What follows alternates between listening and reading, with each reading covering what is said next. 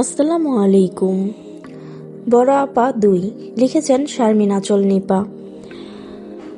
Fiona call দিয়ে জানালো আনহারি আগের থেকে সুস্থ, সে এখন বিপদমুক্ত। এদিকে যুক্তি ফিওনাকে হালকা গলায় বলল, টুলটুল কিডন্যাপের সময় টুলটুলের আয়াকে ছিল, সে এখন কোথায়? সে কি এখনো আনহারির সাথে আছে?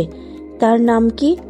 ফিওনা হালকা গলায় বলল, টুলটুলের আয়াকে টুলটুল হারানোর পরেই ছাড়িয়ে নেওয়া হয়েছে, এখন কোথায় আছে জানা নেই। তার আয়ার নাম ছিল সায়েবা খাতুন নীরা।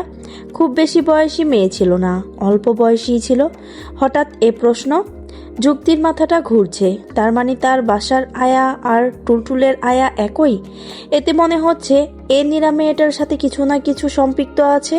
তাহলে এসবের পেছনে নীরার হাত আছে? ফিওনার কথার বাজে যুক্তির ভাবনা কাটে। সে আবার বলে ওঠে, কিছু কি হয়েছে? চুপ কেন? যুক্তির মনে হচ্ছে এখন এসব কথা বলা একদম উচিত না। যুক্তির বাসায় সে আর নীরাই আছে কেবল। এখন এগুলো নিয়ে আলোচনা করলে যদি নীরা শুনে তাহলে হিতে বিপরীত কিছু হতে পারে। সে নিজেকে সামলে হালকা গলায় বলল, তেমন কিছু না। কালকে আনহারিকে দেখতে আসবো রুদিতাকে নিয়ে। বেশ রাত হয়েছে, তুমিও একটু বিশ্রাম করে নাও, অনেকটা ধকল গেছে তোমার উপর। কথাটা বলেই ফোনটা রেখে সামনের দিকে তাকিয়ে নীরাকে দেখে ভয় পেয়ে গেল। যদিও নীরা স্বাভাবিকভাবেই দাঁড়িয়েছিল। যুক্তি কিছুটা কাপা গলায় বলল, কিছু বলবে? নীরা হালকা গলায় বলল, রাতে খাবেন না? যদিও যুক্তির পেটে ক্ষুধা অনেক, তবে এই মুহূর্তে খাবার খাওয়াটাও তার সেফ মনে হচ্ছে না। সে হালকা গলায় উত্তর দিল, আমি খাবো না, তুমি খেয়ে নাও আর ঘরের লাইট অফ করে ঘুমিয়ে পড়ো। আমিও ঘুমিয়ে পড়ছি। কথাটা শুনেই নীরা ঘর থেকে বের হয়ে যায় আর যুক্তি তার ঘরের লাইটটা অফ করে, দরজাটা লক করে এবং ওয়ার্ম লাইটটা অন করে রাখে। রুদিতাকে সে নিজের কাছে রেখেছে এবং রুদিতা ঘুমাচ্ছেও, কিন্তু যুক্তির ঘুম আসছে না। এর মধ্যে সে লক্ষ্য করলো নীরা বারবার পা টিপে টিপে তার দরজার সামনে কিছুক্ষণ দাঁড়িয়ে থেকে আবার চলে যাচ্ছে। তার ভীষণ ভয় লাগছে বিষয়টি, তবুও নিজেকে সামলে নিয়ে শুয়ে রইল। 2 চোখে একদম ঘুম নেই, আতঙ্কে শরীর কাঁপছে তার। নিজেকে একদম সামলাতে চেয়েও পারছে না। ঘড়ির কাঁটা যেন নড়ছে না, সময় একদম পার হচ্ছে না। মনে হচ্ছে প্রতিটা সেকেন্ড ঘন্টার মতো পার হচ্ছে। দীর্ঘ অপেক্ষা এবং আতঙ্কের শেষ সীমানা পার হয়ে সকালে সূর্য উদিত হলো। সে আগের ঘর থেকে বের হলো না। সে ফিওনাকে টেক্সট দিয়ে সমস্ত ঘটনা খুলে বলল। ঘর থেকে বের হওয়া তার কাছে ভীষণ রিস্ক মনে হচ্ছে এবং সে খুব আতঙ্কিত হয়ে আছে। তাই সে ফিওনাকে পুলিশ ফোর্স সহ আসতে বলল। ফিওনা ও যুক্তির কথা শুনে ভীত হয়ে গেল। সে দ্রুত অফিসার আনামের কাছে গেল। অফিসার আনামকে সে সবটা খুলে বলল। অফিসার আনামও বিষয়টি হালকাভাবে নেয়নি, বরং দ্রুত ব্যবস্থা নিয়ে যুক্তির বাসায় পৌঁছায়। যুক্তির বাসায় কলিং বেল চাপে ফিওনা। অফিসার আনাম এবং তার ফোর্স পাশেই দাঁড়িয়েছিল সিভিল ড্রেসে। নীরা কলিং বেল বাজতেই যুক্তির দরজায় জোরে নক করে বলতে লাগলো, কে জানি এসেছে, আমি কি দরজা খুলবো? ফিওনা মাস্ক পরে থাকায় নীরা চিনতে পারেনি। যুক্তি অবশ্য বুঝতে পারছিল এটা ফিওনা, তাই সে উত্তর দিল, দরজা খোলো, আমি আসতেছি। নীরা স্বাভাবিকভাবেই দরজা খুলল। দরজা খুলতেই 2 লেডি কনস্টেবল তাকে ধরে ফেলল। নীরা তো বেশ ভয় পেয়ে গেল। সে ভয়ে আতঙ্কিত হয়ে বলতে লাগলো, আমি তো কিছু করিনি, আমাকে এভাবে ধরা হলো কেন? আমার দোষ কি? আমি কি এমন করেছি? বাইরের আওয়াজ শুনে যুক্তি একটু সাহস পেল। সে রুদিতাকে ঘরে রেখে বের হলো। রুদিতা জড়সড় হয়ে রুমে বসে আছে। যুক্তি বের হতেই নীরা বলে উঠল, আমি কি করেছি ম্যাডাম? আমাকে এভাবে ধরা কেন হলো? যুক্তি এবার বলে উঠল, আগে বলো তুমি কে? তোমাকে আমি একটা এজেন্সির মাধ্যমে এনেছি 1 বছর আগে, আর ঠিক 1 বছর আগেই আনহারির বাসা থেকে তোমাকে ছাড়িয়ে দিয়েছিল। আনহারির মেয়ে টুলটুলের সাথে একই ঘটনা ঘটে এবং সে নিখোঁজ। তাকেও রুদিতার মতো আগুন দিয়ে পুড়িয়ে দাগ করে দেওয়া হয়, আর তোমার হাতেও একই দাগ। তার মানে তোমাকে কেন্দ্র করে এসব হচ্ছে। আমাকে বলো তুমি কে? কেন আমার বাসায় এসেছো? কি মতলব তোমার? কিডন্যাপারদের সাথে তোমার সম্পর্ক কি? নীরা কাঁদতে কাঁদতে জবাব দিল, আমি এসবের কিছু জানি না। 2 জায়গাতেই আমি গিয়েছিলাম এজেন্সির মাধ্যমে, আর 2 জায়গাতেই এমন ভয়ঙ্কর ঘটনা ঘটলো। আমি এসবের সাথে একদম জড়িত না ম্যাডাম, আমাকে ছেড়ে দিন। নীরার আকুতি মিনতি বলে দিচ্ছে সে নির্দোষ, তবুও তাকে জিজ্ঞাসাবাদের জন্য নিয়ে গেছে। যদিও সন্দেহের বশে কাউকে এভাবে ধরে নেওয়া বেআইনি, তবুও আনহারিদের জটিল কেসের রহস্য সমাধানে এতটুকু করতে বাধ্য হয়েছে অফিসার আনাম। নীরাকে নিয়ে যাওয়ার পর যুক্তি ফিওনাকে নিয়ে আনহারিকে দেখতে গেল। যুক্তির স্বামী এখনো দেশের বাইরে, একটা কাজে আটকে গেছে সে। আসতে আরও 2 মাস সময় লাগবে। একা একা এ বাড়িতে থাকতেও তার ভীষণ ভয় হচ্ছে। তাই সে সিদ্ধান্ত নিয়েছে, হয় সে তার ননদের বাড়ি গিয়ে থাকবে, না হয় আনহারিদের বাসায়। তবে যুক্তি তার হাজবেন্ডকে এ ব্যাপারে কিছুই জানায়নি, চিন্তা করে কাজের মনোযোগ ব্রেক করবে তাই। সেজন্য এখন হুট করে এতদিন ননদের বাড়ি থাকতে গেলে তার হাজবেন্ড সবটা জেনে যাবে। আর ননদের স্বামীও আছে, সেও বিষয়টি ভালো চোখে দেখবে না। তাই সকল কিছু ভেবে সে সিদ্ধান্ত নিল আনহারিদের বাসায় থাকবে। তাই যাওয়ার সময় সে তার প্রয়োজনীয় সকল কিছু সাথে নিয়ে নিল। যুক্তি আর ফিওনা ফিরে আসলো আনহারির ভবনে। এখন তাদের সবার মাথায় একটাই প্রশ্ন, আসলে মেয়েটা কি সত্যি অনন্যা?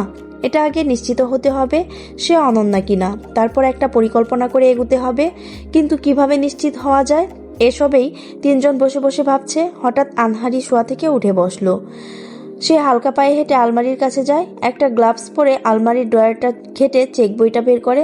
দেখা যায় অনন্যা কেবল চেক বইয়ের কয়েকটা পৃষ্ঠা নিয়েছে, বাকি বইটা ফেলে রেখেছে। তার মাথায় এবার বুদ্ধি আসলো, তার কাছে আগেই অনন্যার আঙ্গুলের ছাপ ছিল। তাই সে অনন্যার আঙুলের ছাপ আর চেক বইয়ের হাতের স্পর্শ পর্যবেক্ষণ করে দেখতে চায় এটা কি সত্যি অনন্যা কিনা। যে ভাবনা সেই কাজ। চেক বইটা ল্যাবে পাঠানো হয় আর অনন্যার আঙুলের ছাপ। 2 দিন পর রিপোর্ট আসে আর জানা যায় এটা অনন্যার আঙুলের ছাপ। তার মানে সেই মেয়েটা অনন্যাই আর কেউ না। এবার সবার মাথায় একটাই প্রশ্ন, কেন অনন্যা এমন করছে? ঠিক এ সময়ে আনহারির মাথায় চলে আসলো একটি বিষয়, যা এ রহস্য উদ্ঘাটনকে আরো সহজ করে দিল। আনহারির কিছুক্ষণ দম ধরে বসে রইল। আজকের দিনটা তাকে রেস্ট নিতে হবে, কাল থেকে তার মিশনে নামতে হবে। সে যেটা ধারণা করছে সেটা যদি ঠিক হয় তাহলে অনন্যাকে খুঁজে পেতে সময় লাগবে না। আনহারি একদম নীরব হয়ে গেছে। আনহারির এ নীরবতায় ফিওনা আর যুক্তি বেশ চিন্তিত, যদিও তারা জানে আনহারির নীরবতা থেকে বেরিয়ে আসে রহস্যের জট। সেটা সে খুলে উদ্ঘাটনও করে। ফিওনা শুধু ভাবছে কেন অনন্যা এমন করবে, বিশেষ করে আনহারির সাথে। আনহারির মেয়ে টুলটুলকে যদি সে নিয়ে যায় তাহলে এতে তার কি লাভ? আনহারি তো অনন্যার কোনো ক্ষতি করেনি, তাহলে কেন অনন্যা আনহারিকে কষ্ট দিয়ে মজা পাচ্ছে? চাচ্ছেটা কি সে? নাকি অনন্যার সাথে রয়েছে আরও কেউ? যুক্তির মাথায় ঘুরছে অন্য প্রশ্ন, অনন্যা কেন তার চেম্বারে এসেছিল? সে যা অতীত বলেছিল তা কি সত্যি, নাকি এর পেছনেও কোনো ধূম্রজাল আটকে রয়েছে? যুক্তির মাথাও যেন কাজ করছে না। তার ভেতরে সংশয়, ভয়, কৌতূহল আর জানার প্রবল আকাঙ্ক্ষা জাগছে। ঠিক দুপুর 1টা। আনহারি নিজেকে সামলে নিয়ে বাসা থেকে বের হলো। সে একাই বের হয়েছে, সাথে কাউকে নেয়নি। কিন্তু ফিওনার এ বিষয়টি ভালো লাগছে না। মনে হচ্ছে এতে তার বিপদ হতে পারে। তাই ফিওনা আনহারির পিছু নিল। যেহেতু আনহারি দ্রুত বের হয়ে গেছে, সেহেতু তার পক্ষে আনহারির সাথে যাওয়া আর সম্ভব হয়নি। তাই সে আনহারির পিছু নিল। আনহারি তার বাসা থেকে উত্তর দিকের রাস্তা বরাবর রওনা দিয়েছে। এদিকে কি, কেন যাচ্ছে সেটা ফিওনা বুঝতে পারছে না। কিছুক্ষণ যাবার পর গাড়িটা জ্যামে পড়লো। ফিওনা জানে আনহারির কাছে গেলে সে তাকে নিতে চাইবে না, তাই জ্যামে বসেই আনহারিকে ফলো করতে লাগলো। ফিওনার ভেতরে বেশ সংশয় আর অস্বস্তি হচ্ছে, বুঝতে পারছে না কি থেকে কি হচ্ছে। সবসময় আনহারি সব বিষয় ফিওনাকে শেয়ার করলেও এটা শেয়ার করেনি। এদিকে ডাক্তার যুক্তিরও একই রকম অনুভব হচ্ছে। সে রুমের ভেতর পায়চারি করছে। একবার বেডের পাশের টেবিল থেকে হেঁটে দরজা পর্যন্ত আসছে, আবার দরজার থেকে বিপরীত ক্রমে আগের জায়গায় ফিরে যাচ্ছে। তার মেয়েও তার সাথে হাঁটছে। সে এটাই ভাবছে অনন্যা কেন তার চেম্বারে এসেছিল। এর পেছনে কি কোনো কারণ ছিল? সবকিছুর মূলে কি তাদের বাসার আয়া ছিল? আয়াটা কি এমন কিছু জানতো যাতে করে অনন্যার সমস্যা হতে পারে? তাই আয়ার নিকট পৌঁছাতে সে তার নিকট এসেছে। কারণ কোনো একটা বিন্দুকে ফোকাস করলে আমরা প্রথম তার আশেপাশে খেয়াল করি, প্রথমে লক্ষ্য করি কোনো বাধা আছে কিনা। যদি বাধা না থাকে তাহলে সরাসরি সেখানে পৌঁছে যাই, আর যদি কোনো কিছুর উপস্থিতি টের পাই তাহলে আগে সেটা নিয়ে ভাবি। যুক্তির ধারণা হয়তো অনন্যা তার বাসার আয়ের কাছেই পৌঁছাতে চেয়েছিল, আর সেজন্য আগে চেম্বারে বানোয়াটে একটা গল্প সাজিয়ে এসেছিল তার ব্যাপারে খোঁজ নিতে। সে কেমন, কি কি আচরণ তার মধ্যে আছে, কি করলে সে সহজে ভেঙে যাবে, এটা পরখ করার জন্যই অনন্যা এসেছিল। কারণ শত্রুপক্ষকে ফাঁদে তখনই ফেলা যায় যখন শত্রুপক্ষ সম্পর্কে পুরোপুরি ধারণা করা যায়। আর সেদিন হয়তো অনন্যা অনিকেত প্রান্তর কাছে অন্য একটা মেয়েকে পাঠায় কেবলমাত্র যুক্তির আই ওয়াশ করার জন্য, যাতে করে সে মনে করে অনন্যার অস্তিত্ব সে যেমন কল্পনা করছে আসলে তেমন না। এসবেই যুক্তি ভাবছে আর হাঁটছে। পাশের রুমে লাবণ্য জোহা নীরব হয়ে শুয়ে আছে। জীবনের শেষ পর্যায়ে এসেও সে জানতে পারল না তার মেয়ে আনহারি না। সে যদি কারো কারোর জন্য চিন্তা করে সেটা কেবল আনহারি। আনহারির কথাই তার মাথায় ঘুরে। আনহারির সুখেই সে চায়। আনহারির মেয়ের নিখোঁজ হওয়ার সংবাদ পেয়ে সে পুরোপুরি অসাড় হয়ে যায়। কারণ টুলটুলের অনুপস্থিতি আনহারিকে কতটা যন্ত্রণা দিচ্ছিল সেটা তিনি নিজ চোখে অবলোকন করেছেন। মনে প্রাণে সে চায় আনহারির মেয়েটাকে ফিরে পাক, তার স্বামীর সাথে সম্পর্ক ভালো হোক, আবার এক হোক পরিবারটি।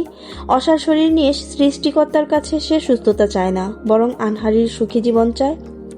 এদিকে রাস্তার জ্যামটা এখনও আটকে আছে। প্রায় 30 মিনিট পার হতে চলল। এর মধ্যে একজন পেপারওয়ালা এসে আনহারির নিকট জানালা দিয়ে একটা পেপার দিয়ে গেল। জানালাটা আনহারি প্রথমে খুলতে চায়নি, কিন্তু লোকটির মুখ অবয়বে এটাই প্রকাশ পাচ্ছিল কিছু একটা কেউ তাকে দিয়ে পাঠিয়েছে। তাই বাধ্য হয়ে সে জানালাটা খুলেছে। লোকটা পেপার দিয়ে চলে গেল। আনহারি পেপারটা হাতে নিয়ে কিছুটা স্তম্ভিত হলো, কারণ প্রথম পাতায় হেডলাইনে লেখা ছিল, এ শহরের ধনীদের মধ্যে একজন, ওয়াজেদ চৌধুরীর একমাত্র নাতির রহস্যজনক মৃত্যু। উল্লেখ্য যে ওয়াজেদ চৌধুরীর মৃত্যুটাও রহস্যময় ছিল, আর এখন এত বছর তার নাতনির রহস্যময় কিডন্যাপের সুরাহ মিলল মেয়েটির লাশ দিয়ে। মেয়েটির নাম তুলতুল। বেশ কয়েক বছর আগে মেয়েটি কিডন্যাপ হয়। থানায় সাধারণ ডায়েরি করা হয়। অনেক খোঁজার পরও মেয়েটির কোনো হদিশ মেলেনি। এবার হদিশ মিলল মৃতদেহ, কিন্তু কে এ খুন করেছে এটাই এখন জানার বিষয়। রহস্য যেন পিছুই ছাড়ছে না আনহারি পরিবারের। আনহারি হেডলাইনটা পড়ে কিছুটা ভীত হয়ে গেল। তার সবচেয়ে দুর্বল জায়গাটা টুলটুল, আর সেখানেই আঘাত করা হচ্ছে। অনবরত হর্নের আওয়াজে আনহারির ঘোর কাটল। সিগন্যাল ছেড়ে দিয়েছে, তাই পেছনের গাড়ি অনবরত হর্ন দিচ্ছে। আনহারি নিজেকে সামলে নিল। এ সময় যত দুর্বল হবে ততই সে লক্ষ্যচ্যুত হবে, তাই নিজেকে সামনে নিয়ে গাড়ি চালাতে লাগলো। প্রায় ঘন্টা দেড়েক গাড়ি চালানোর পর আনহারি একটা ভাঙা বাড়ির সামনে থামলো। তার খানিকটা দূরে ফিওনা থামলো। এ ভাঙা বাড়িতে কেন আনহারি আসলো সেটাই বুঝতে পারছে না ফিওনা। আনহারি গাড়ি থেকে নেমে বাড়ির ভেতর ঢুকলো। ফিওনা বাইরে দাঁড়িয়ে আনহারির অপেক্ষা করতে লাগলো। বেশ অনেকক্ষণ দাঁড়িয়ে থাকার পরও আনহারিকে বের হতে না দেখে সে কিছুটা ভয় নিয়ে বাড়ির দিকে এগুতে নিল। এর মধ্যে কারো স্পর্শ পেয়ে ফিওনা ভয় পেয়ে পেছনে তাকালো। পেছনে তাকিয়ে লক্ষ্য করলো অফিসার আনাম। অফিসার আনাম তাকে জিজ্ঞেস করলো, আপনি এখানে? ফিওনা উত্তরে বলল, আমারও প্রশ্ন, আপনি এখানে? আমাকে আনহারি মেসেজের ঠিকানা দিয়ে দ্রুত আসতে বলল, আর আমি আনহারিকে ফলো করতে করতে আসলাম, কিন্তু 40 মিনিট হয়েছে আনহারির বাড়িতে ঢুকেছে, বের হচ্ছে না। কথোপকথনের মাঝখানেই জোরে গুলির আওয়াজ দিয়ে আসলো। ফিওনা আর অফিসার আনাম দেরি না করেই ঘরে প্রবেশ করলো। ঘরে প্রবেশ করে আনহারিকে রক্তাক্ত অবস্থায় দেখে যেই অফিসার আনাম ধরতে যাবে, ঠিক সে সময় ফিওনা বলে উঠল, ও আনহারি না, অনন্যা। আনহারি অন্য কালার ড্রেস পরে এসেছে। নিশ্চয়ই সে উপরের রুমে আছে, কারণ বাসার নিচের তলাটা একদম ফাঁকা আর ভেতরেই একটা সিঁড়ি দেওয়া। অফিসার আনাম সে সিঁড়ি দিয়ে উপরে উঠে গেল। এদিকে ফিওনা অনন্যাকে দেখে তাকে ধরে বসে পড়ল। কান্না করতে করতে বলল, তুই তো আমার কলিজার বোন ছিলি, তোকে যে বারবার মরতে দেখে ভীষণ কষ্ট হচ্ছে। এর মধ্যেই অনন্যা হালকা একটা নিঃশ্বাস নিল। হালকা নিঃশ্বাস টেনে বলল, আমার অর্ধেক জীবন গেল কষ্ট করতে করতে, বাকি অর্ধেক জীবন গেল নিজের অস্তিত্ব খুঁজতে খুঁজতে। আমার জন্য দুনিয়া না, কিন্তু তোরে আমি ভীষণ ভালোবাসি। মারিসা আমার জীবনের শেষ অধ্যায়টা শেষ করে দিল। এতদিন হাতের পুতুল ছিলাম, এখন মুক্তি পেলাম, টুলটুলকে বাঁচা। কথাগুলো বলেই অনন্যা শেষ নিঃশ্বাস ফেলল। এর মধ্যে মারিসাকে এটাই বুঝতে পারল না ফিওনা। অফিসার নাম সরাসরি উপরের রুমে গেল। সেখানে 4 জন মানুষ, আনহারি, একটা অজ্ঞাত মেয়ে, একজন ছেলে আর একটি বাচ্চা মেয়ে। অফিসার আনাম বুঝতে পেরেছে এই বাচ্চা মেয়েটি হলো টুলটুল। এদিকে আনহারি টুলটুলকে শক্ত করে ধরে রেখেছে। অজ্ঞাত মেয়েটির নাম মারিসা। মারিসা আনহারির দিকে গুলি তাক করে আছে। এই বুঝি আনহারির দিকে গুলি ছুড়ল। আনাম থামাতে থামাতে গুলির শব্দ বিকট হয়ে কানে আসলো তার। সামনে তাকিয়ে চমকে উঠল। মারিসা নিজেই নিজেকে গুলি করেছে। এখন প্রশ্ন হচ্ছে, এ মারিসা কে? সে অনন্যাকে কোথায় পেয়েছিল? আনহারি বা এ ঠিকানা কিভাবে পেল? আর সে নিজেকে কেন হত্যা করলো? রুমের মধ্যে ছেলেটি বা কে? এ প্রশ্নের জবাব খুঁজতে গিয়ে বেরিয়ে আসে কিছু তথ্য, আর সে তথ্যগুলোর রহস্যের সকল জট খুলে। মারিসা হলো মালিহার ছোট বোন। সে বিদেশে থেকেই পড়াশোনা করত। মালিহার মৃত্যুর পর দেশে আসে। সে বুঝতে পেরেছিল মালিহার মৃত্যুটা পরিকল্পিত ছিল, আর সেটা আনহারি করেছে কৌশলে। কারণ ওয়াজেদ চৌধুরী এবং মালিহার সম্পর্কের ব্যাপারে সে জানত। সে এটাও জানত আনহারি পরিবারের এখন আনহারি নেই, আছে তার বোন অনন্যা। মালিহা অনন্যার অ্যাক্সিডেন্ট করালেও সে বেঁচে গিয়েছিল। সে গাড়িতে অনন্যা এবং আরেকটি মেয়ে ছিল। আর মৃত্যুটা সে মেয়েরই হয়। মেয়েটা অনাথ ছিল, তাই কেউ তার খোঁজ করেনি। তবে সবাই ভেবে নিয়েছে অনন্যার মৃত্যু হয়। দুইবার মৃত্যুর কোল থেকে অলৌকিকভাবে অনন্যা বেঁচে ফিরে। এরপর অনন্যার আশ্রয় হয় একটা আশ্রমে। সেখানে অনন্যা বেশ শক্তপোক্তভাবেই নিজেকে গড়ে নিচ্ছিল। আনহারি যখন আনহারির ভবনে ফিরে আসে, তখন আনহারিকে অনন্যাই দূর থেকে সাহায্য করছিল, যাতে করে আনহারি অনন্যার প্রতিশোধটা সঠিকভাবে নিতে পারে। সব মিলিয়ে তাদের পরিকল্পনা সুন্দরভাবে এগুচ্ছিল। শেষ দিন অনন্যাই তার স্বামীকে হত্যা করে প্রতিশোধ নেয়। সে চেয়েছিল শেষ প্রতিশোধটা সেই নিবে, তাই আনহারি যেন সেই স্পষ্টে গিয়ে প্রতিশোধ নিতে না পারে, সেজন্য এই আনহারির চোখ বেঁধে আলাদা জায়গায় স্থানান্তরিত করে। এরপর দীপকের গুলি দিয়ে দীপককেই খুন করে। এতে করে ময়নাতদন্তের রিপোর্ট জানান দেয় দীপক নিজেই নিজেকে গুলি করে আত্মহত্যা করে। ঠিক যেভাবে অনন্যাকে মেরে সবাই রটিয়েছিল, সেভাবেই অনন্যা চেয়েছিল দীপকও খুন হোক। সে সময় ফিওনা আর তাদের পরিচিত মহিমা অনন্যাকে দেখলেও চোখের নিমিষে অনন্যা নিজেকে আড়াল করে ফেলে, কারণ তার ফেঁসে যাওয়ার চান্স ছিল। সে মুহূর্তে অনন্যা ফিরে আসতে চায়নি, কারণ এতে আইনি জটিলতা বাড়ত। তাই সে নিজেকে আত্মগোপনেই রেখেছিল। সেখান থেকে কাহিনীর মোড় নেয়, কারণ এদিকে মারিসা জানতো মালিহাকে খুন করা হয়েছে, আর সেটা আনহারিই করেছিল। তাই সে অনন্যা জীবিত থাকার বিষয়টা জানতে পেরে অনন্যাকে নিজের কাছে নিয়ে আসে। সে খুব ভালো হিপনোটাইজ করতে পারত, তাই সে অনন্যাকে হিপনোটাইজ করে নিজের মতো করে তৈরি করছিল। সে অনন্যাকে আনহারির বিরুদ্ধে বিষিয়ে দিচ্ছিল। এটা বুঝিয়ে দিচ্ছিল আনহারি আর সে যমজ বোন হওয়া সত্ত্বেও তার জীবনে এত কষ্ট। একমাত্র আনহারির জন্যই তার জীবনে এত কষ্ট। আনহারি যদি না থাকতো, আজকে আনহারির জায়গায় সে থাকতো। টাকার অভাবে তার পড়ালেখা বন্ধ হতো না, টাকার অভাবে তার সংসার ভাঙতো না। এসব বলে বলে দিনকে দিন অনন্যাকে বিষিয়ে তুলেছিল।